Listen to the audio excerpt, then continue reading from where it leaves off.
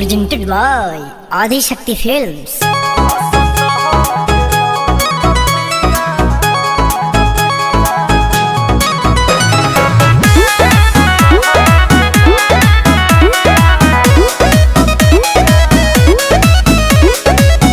काहे मुँह लटकल बाटे बोला तो हार हो टेंशन काले ले बहरा राजा जी हमार हो ने हो काहे मुँह लटकल बाटे बोला तो हार हो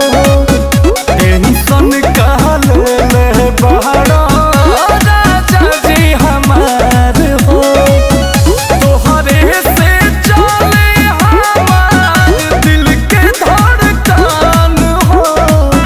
कर जा सुनो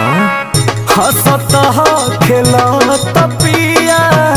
बड़ी निक लागेल रुसी जहाल तो ना लागे मन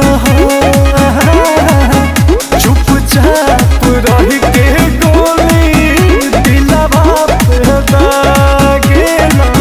तू ही बाहर जी नहगी के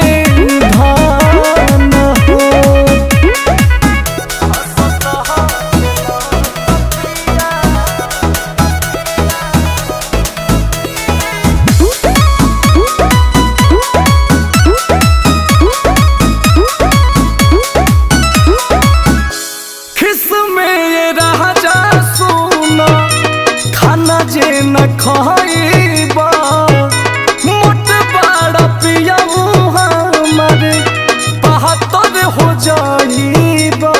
ये हो हंसा हंसा ए पिया तोहनी हंसा अजोही से मेघावा बरी से वही से बरस हैप्पी हैप्पी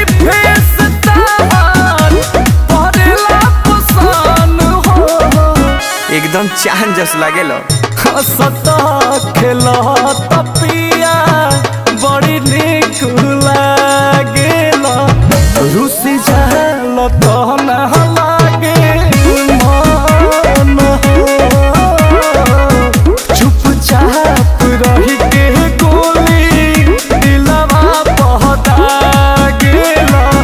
तू ही बाहर जी नहगी के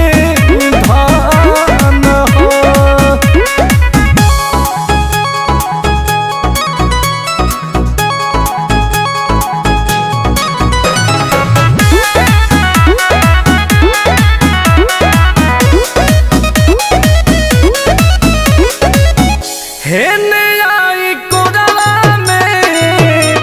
माथा सुहुरा दे अपना चरवा से बेना हक के सुता दे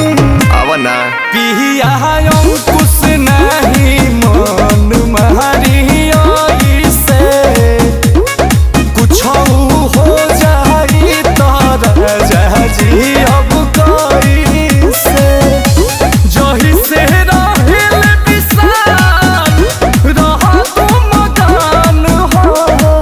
देखियो कि सीख